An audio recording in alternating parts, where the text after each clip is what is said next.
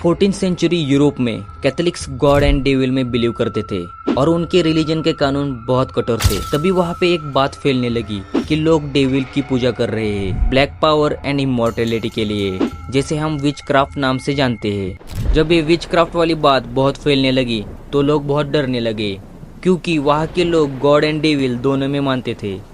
इस वजह से 14th सेंचुरी से 16th सेंचुरी तक कई महिलाओं को वहाँ के कोर्ट द्वारा सजा दी गई। कई महिलाओं को तो जान भी गंवानी पड़ी, भले ही उनके खिलाफ विच होने के प्रॉपर एविडेंस ना मिले हो, क्योंकि उस समय पे ऐसे ही शक के बिना पर फैसले दिए जाते थे। इसका इम्पैक्ट यूरोप के साथ साथ अमेरिका पर भी पड़ा। अमेरिका के सेलेम विलेज में प्यूरिटन्स रहा करते थे और प्यूरिटन्स उनके रिलीजन को बहुत फॉलो करते थे और वो उनके रिलीजन के लिए काफी स्ट्रिक्ट भी थे।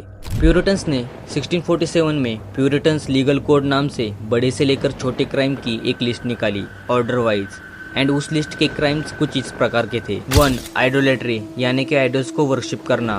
2. विचक्राफ्टिंग यानी कि डेविल की पूजा करना। 3. ब्लास्फेमिंग यानी कि गॉड की इंसल्ट करना। 4. मर्डर।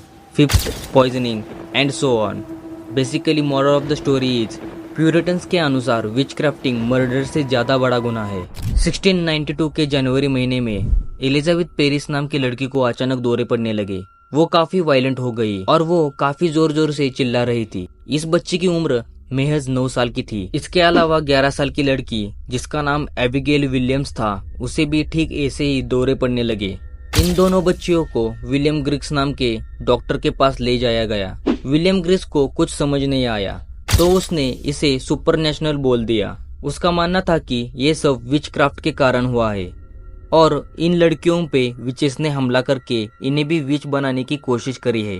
इन सब के अलावा गांव में इसी तरह और लड़कियों को दौरे पड़ते हैं। उनमें से एक लड़की का नाम था एन पुटनम, जो महज 11 साल की बच्ची थी। आगे इन बच्चियों पे एक कमेटी बैठी जिसके मेंबर्स इनसे बाकी विचेस का नाम पूछ रहे थे। आगे कमेटी मेंबर्स के दबाव में आके इन बच्चियों ने 3 औरतों पे विच होने का इल्जाम लगाया और वो औरतें थी कैरिबियन स्लेव वुमन टिटुबा, होमलेस बेगर सारा गुड और एक बूढ़ी औरत सारा ऑसबॉर्न। आगे इन 3 औरतों को लोकल मैजिस्ट्रेट के सामने पेश किया गया, जहाँ पे कई दिनों तक ऑफिशियल्स ने इनसे पूछताछ की। सारा गुड और सारा ऑसबॉर्न ने तो अपने आप को एकदम इनोसेंट बताया, लेकिन टिटुबा ने कन्फेस किया कि सच में डेविल उसके पास आया था और वो अब डेविल को सर्व करती है। इतना ही नहीं, उसने ये भी बताया कि इन विजन्स में उसने एक काले कुत्ते, एक लाल बिल्ली और एक पीली चिड़िया को देखा, जो कि एक ब्लैक फिगर्ड इंसान के साथ थे। उस इंसान ने टिटुबा से एक बुक पे साइन करवाया, जो कि एक कॉन्ट्रैक्ट की तरह था, और इस विच कॉन्ट्रैक्ट को कई और लोगों ने भी साइन किया है। इस कन्फेशन के बाद उन 3 औरतों को जेल में डाल दिया गया और टिटुबा के बयान पे ऑफिशियल्स ने कई और औरतों को अरेस्ट किया, जिसमें मार्था कोरी और रेबेका नर्स भी थे, जो कि चर्च के अपस्टैंडिंग मेंबर्स थे। इनके अलावा सारा गुड की 4 साल की बेटी को भी एक विच करार देकर अरेस्ट किया गया। इन अरेस्टेड औरतों में से कई औरतों ने कन्फेस करना चालू कर दिया कि सच में डेविल उनके पास आया था और उन्होंने भी विच कॉन्ट्रैक्ट साइन किया है, और इसके बाद उन्होंने और औरतों के नाम लेना शुरू कर दिया। आगे विचेस की बात इतने आगे बढ़ गई कि 2 जून को ब्रिजेट बिशप नाम की औरत को विच क्राफ्टिंग में इन्वॉल्व होने के लिए फांसी की सजा सुनाई गई, और ये इंसिडेंट गैलोज हिल इन सेलेम टाउन नाम से जाना जाता है।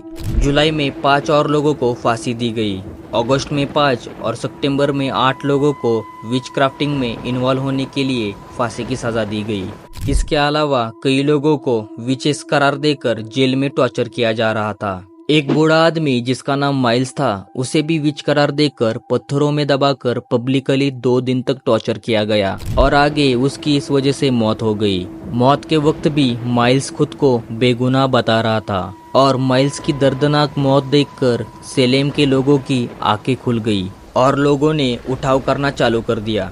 3 अक्टूबर को प्रेसिडेंट मैथर न्यू लॉ पास करते हैं, जिसके तहत जिस इंसान के खिलाफ विच होने के पुख्ता सबूत नहीं है उसे सजा नहीं दी जाएगी। इस लॉ के आने के बाद सारे एक्यूज्ड विचेस को छोड़ दिया गया, क्योंकि किसी के खिलाफ पुख्ता सबूत नहीं मिले, और ये दर्दनाक सेलेम विच ट्रायल्स यही खत्म हुए। अब आप लोग सोच रहे होंगे कि सारे लोग छूट गए तो विचेस कौन थे। दरअसल सारे लोग इनोसेंट ही थे और विचेस कोई था ही नहीं। सेलेम विलेज के पास एक तरह की फंगस एरोगॉट पाई जाती है जो कि राई, वीट और अदर सीरियल्स में लग जाती है।